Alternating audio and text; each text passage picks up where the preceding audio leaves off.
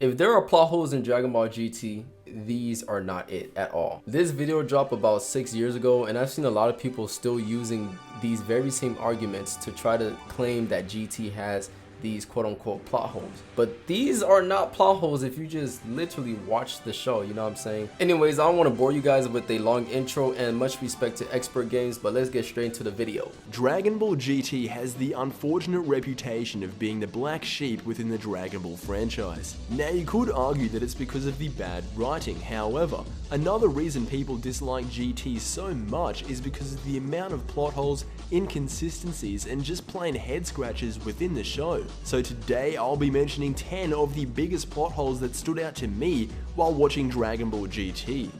The very first plot hole that stood out to me was actually in the first episode. It is right after the training session with Goku and Oob. Both of them have severe injuries after their training session. So Dende decides to get a first aid kit when he's completely forgetting that he has the ability to heal people naturally. If you guys have seen Dragon Ball GT only in dub, I urge you to rewatch it in sub. And if you haven't seen Dragon Ball GT, please watch it in sub. This is one of the many reasons why, because of the mistranslations and the dub errors that take place. Dende never asked Popo for a med kit. What actually happened was after Goku and Oob fell, he asked Popo to tend to the injuries. That's why you can see literally in the next frame, Goku and Oob are doing well. A med kit would not be able to heal them this quickly. So this isn't a plot hole, just a dub error. Vegeta's hairstyle changed, and anyone that's familiar with Dragon Ball lore would know that a Saiyan's hair never changes from the day they are born. So why in Dragon Ball GT does Vegeta's hair go from this to this? The simplest explanation for this is so simple. Vegeta cut his hair. That's it. And as Toriyama said, it's not like their hairstyle never changes. Nappa went bald after all.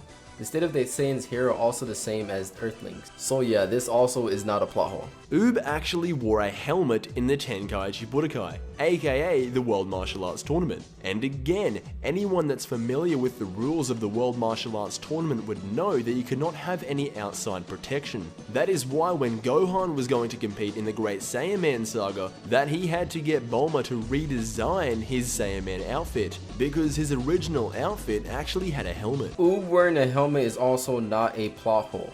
I don't know why people think this is a plot hole, but it's really not. As we seen in OG Dragon Ball, when Goku was in the Budokai Tenkaichi tournament, he was fighting with literal adults. In Dragon Ball Z, Goten and Trunks are not allowed to fight with the adults because the rules have changed, so they had to fight with the kids department. At the end of Dragon Ball Z, Pan is out here fighting with grown men. That goes to tell you that they change the rules constantly.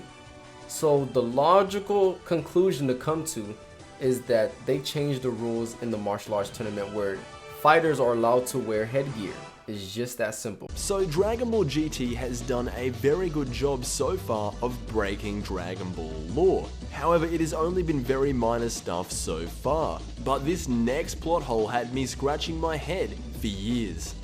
It is said that Pan cannot turn Super Saiyan because she has a lack of Saiyan blood. She is only 1/4 Saiyan. However, in the Dragon Ball GT movie A Hero's Legacy, Goku's great-great-grandson Goku Jr. was able to turn Super Saiyan with only 1/16 Saiyan blood. Now, for any of you that are new to my channel, I do know that GT is not canon, but it still exists and it still has the name Dragon Ball in it. So it kind of frustrates me that these plot holes are even a thing. This one is the one that I see so many times, bro. Oh my gosh. Nowhere in any official source does it say that you cannot turn Super Saiyan due to lack of Saiyan blood. Let me tell you the reason why Pan never turned Super Saiyan in Dragon Ball GT. Anime producer Kozo Morishita said in an interview that GT has an episode where Pan turned into a doll, but that episode established a pattern of Pan sets the incident in motion while Goku resolves it. So it will break the pattern to make Pan a Super Saiyan and strong. Perhaps Pan could have become a Super Saiyan if the episode where she was turned into a doll had been a later one. So she's very capable of turning into a Super Saiyan. It's just that they don't want to break the pattern of Pan caused the trouble, Goku comes and resolves it. They didn't want to break that pattern, so they just didn't have Pan turn into a Super Saiyan. But nowhere did it say that if you lack Saiyan blood, you cannot turn Super Saiyan. Hence why Goku Jr. and Vegeta Jr. are Super Saiyans. The very next plot hole is again in the first episode, and it's something that I really had to look back and think on. Why is Emperor Pilaf still alive? They are not good guys. When the Earth was destroyed by Majin Buu, the Namekian dragon only revived the good guys. That is why Vegeta was able to come back, but why were Pilaf and his gang able to come back? I really don't know about calling Pilaf and his subordinates villains, because they're really not. They're just comedic relief characters. It's very hard to call them villains.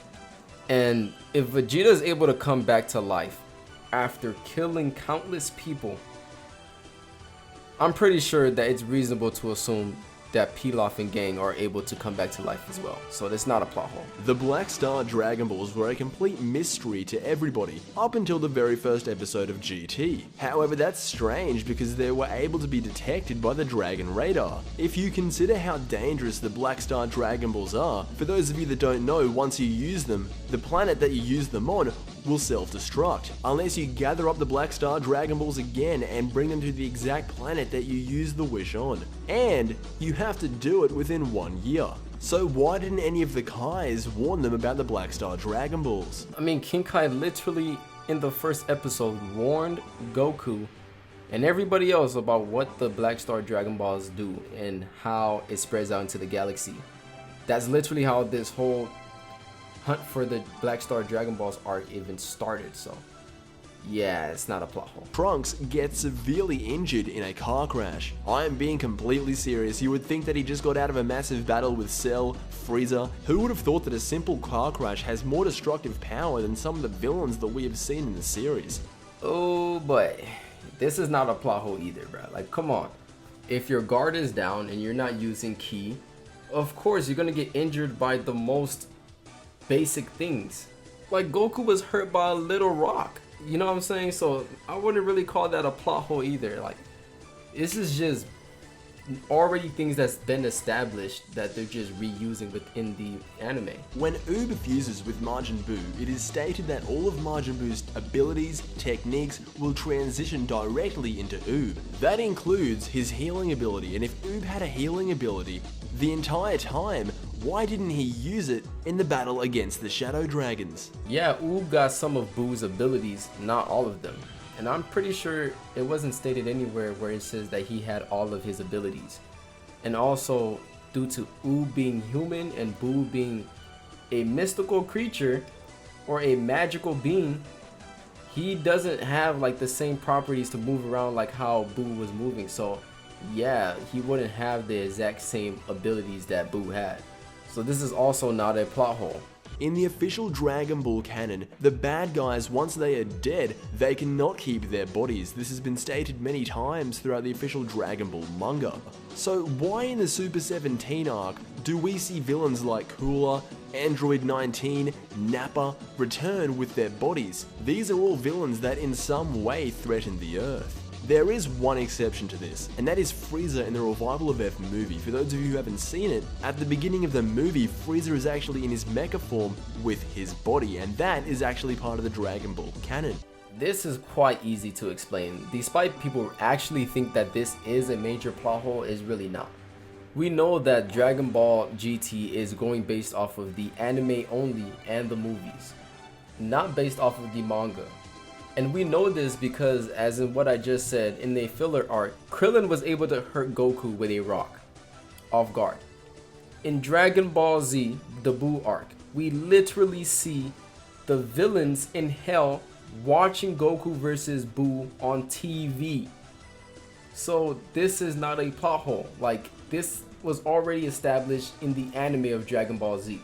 Now the final plot hole of this video is when Goku is trapped in Hell and he requires the help of Piccolo and Dende to open the portal between Hell and the living world. Apparently the writers just forgot about Goku's instant transmission, because at the end of the series he uses instant transmission to go to Hell to actually say goodbye to Piccolo. So if he could have used instant transmission the entire time, why didn't he do that? The simple answer is Dragon Ball GT. And I've seen a lot of people also use this last one as a quote-unquote plot hole. Like, this is so simple to explain if you guys just watch the anime. For one, Goku was unable to use instant transmission because of him being reverted back into a little kid. And number two, he was literally on the back of Shenron and he asked him if he could stop to a couple places before they, head off to wherever they were heading. So Shenron was the one that took him to hell to say goodbye to Piccolo. He didn't have his instant transmission abilities the whole time because of him being a little kid. So yeah, all of these plot holes are not plot holes. And I know there are a couple of misconceptions as well within Dragon Ball GT, which I am going to get into later on. But yeah, you guys just stay tuned for that. Hope you guys enjoyed this video. I'll catch you guys next time.